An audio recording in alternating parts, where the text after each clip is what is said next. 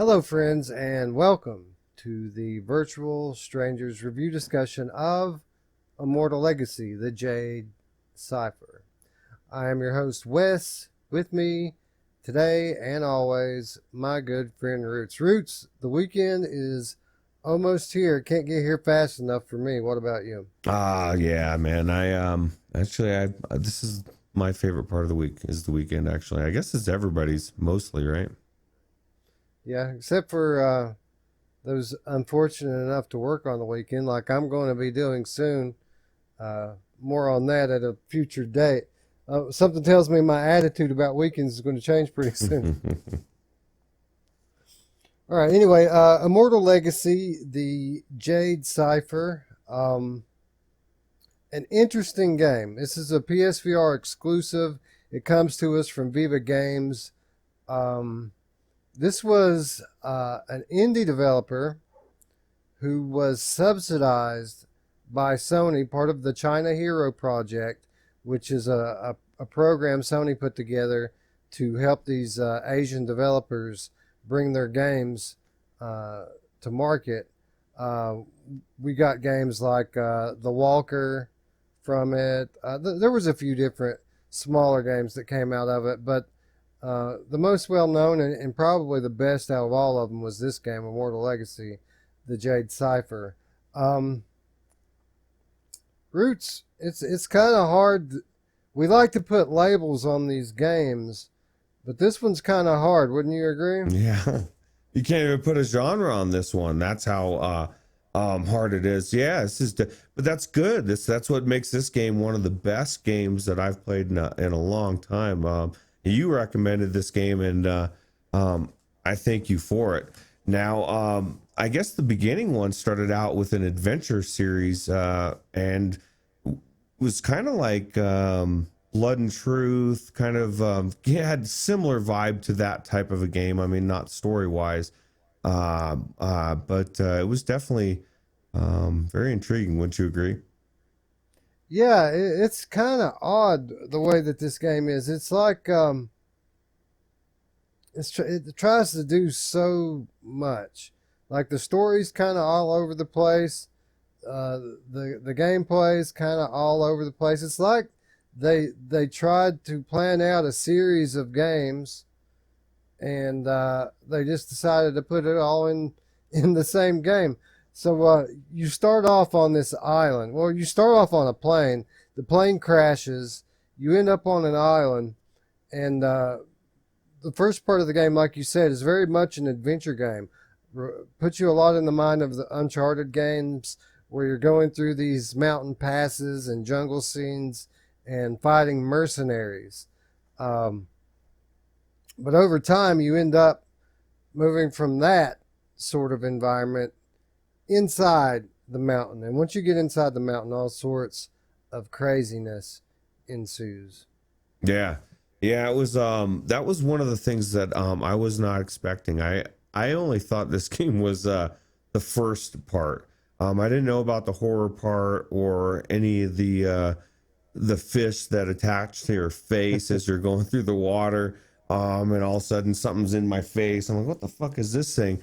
The creatures that you're seeing Wes fight in I mean, there's so many different creatures I didn't even know that the tar babies. There's quite a bit going on in this game, wouldn't you agree? Yeah, dude, it's crazy. So you're fighting just normal human enemies at first. By the way, loads of weapons to fight with in this game. They're everywhere, and you have an inventory that's 16 deep, and you have to make choices about what you want to keep and what you want to leave. That's how many different options you have for weapons. But as you get in the mountain, the enemies go from human to non-human. You end up finding what initially was your enemies, the people you were fighting. You find those people all dead by the time you get into the mountain. Something has killed them all, and you start to find diaries and video diaries of scientists and things that have been excavating. I don't want to get in too much about the story here. There's so much I mean, it would take me 30 minutes just to explain to you what it is they're trying to do here. But you're trying to recover an artifact from this remote island deep inside the mountain. There are ruins, underground ruins that you're exploring. Very much a Tomb Raider vibe to that. But the creatures you're encountering are like zombie type creatures and other kinds of deformed monsters. And everything about this game is just really so well done. It's hard to believe that this came from an indie developer because it's very high quality from start to finish, and it's a long campaign. It took me forever to beat this thing. Yeah, I'm a couple hours in and I feel like I'm barely scratching the surface. I agree. Everything about it, aside from some of the dub over, because it's Chinese, so sometimes it's like the acting isn't the best or whatever, but it's actually done really well 99% of the time. I'm enjoying this game. Now it's going for what, $20, but you were saying for the first time ever, it's on sale for $10. Is that correct?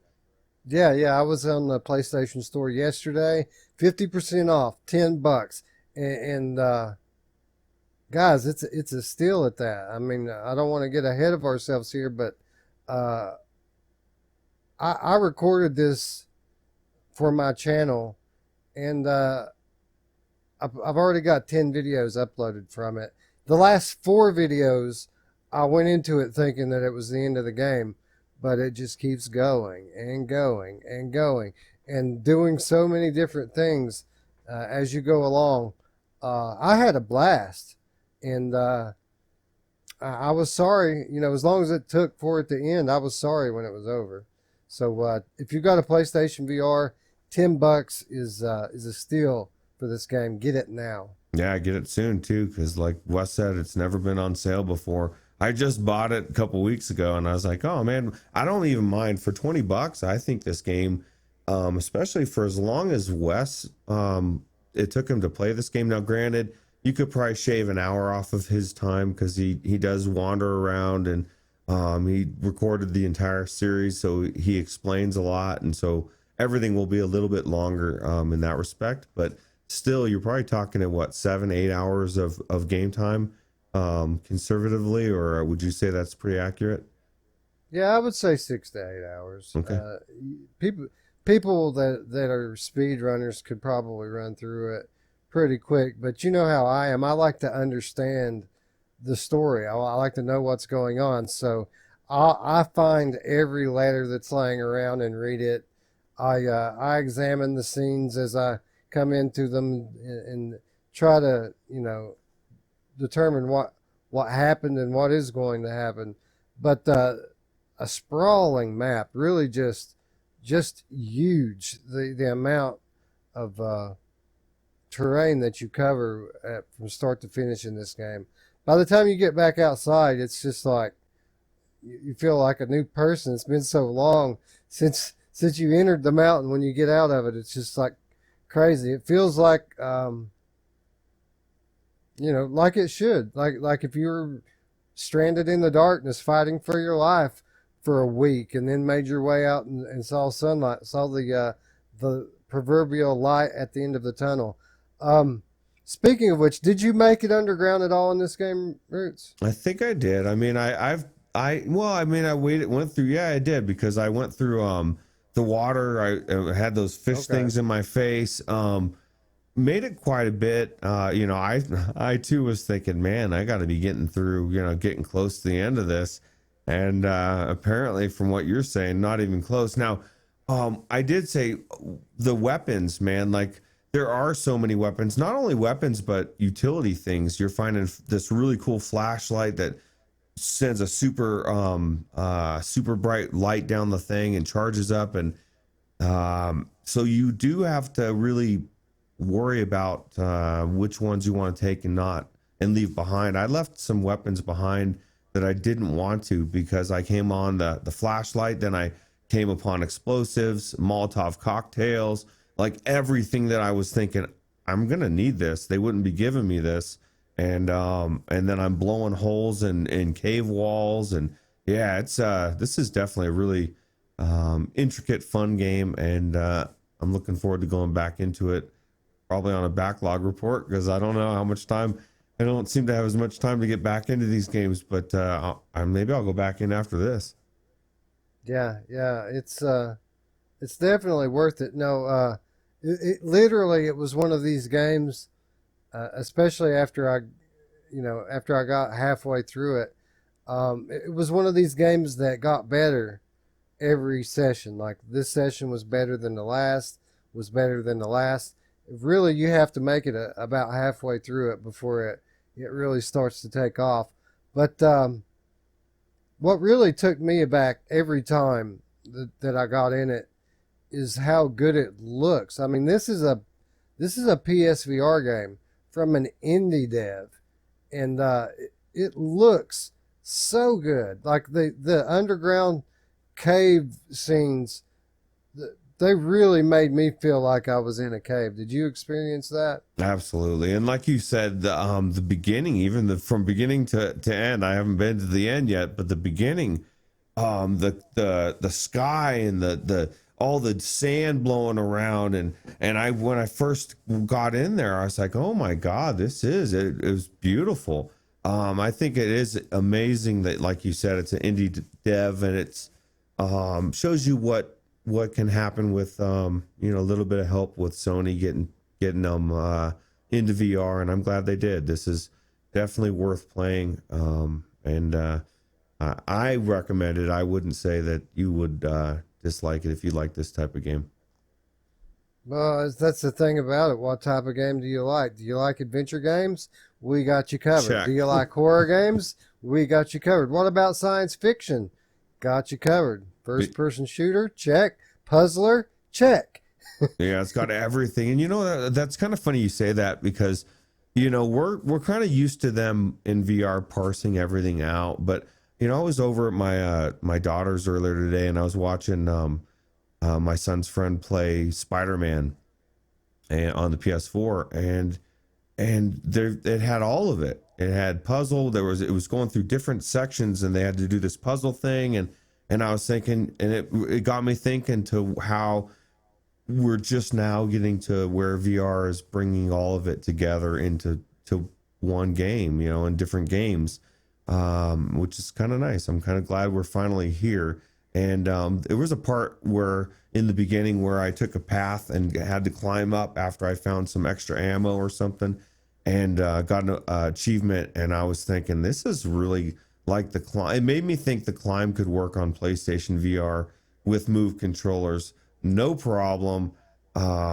Except for that they won't ever get it on PlayStation. So Was it that part where you kind of climb up the mountain face, grabbing onto like those no, roots and things that were sticking out of the side? no, they were. It was like when you were on all the scaffoldings and you went. There was two paths, and I had told you I had to go restart it and go through because I was very, very unconservative with my ammo my first time through, and so I took the other path, and I came to got the ammo, and I was going back, and then I noticed there was something lit on the wall, and I looked over, and there was these knobs, and you could climb the knobs. And so I started climbing up the knobs, and I was climbing up that way, and it really was. It felt, aside from all the stupid, annoying chalking, it felt like the climb. And I was like, wow, you could do the climb in PlayStation. So yeah, this game has everything. Even like sledgehammers. Like I noticed you were smart and you took your sledgehammer with you. Everybody needs a good sledgehammer. There's different weapons that you're gonna leave behind something you don't want to, which is a good aspect that tells you that there's a lot of good weapons in this game.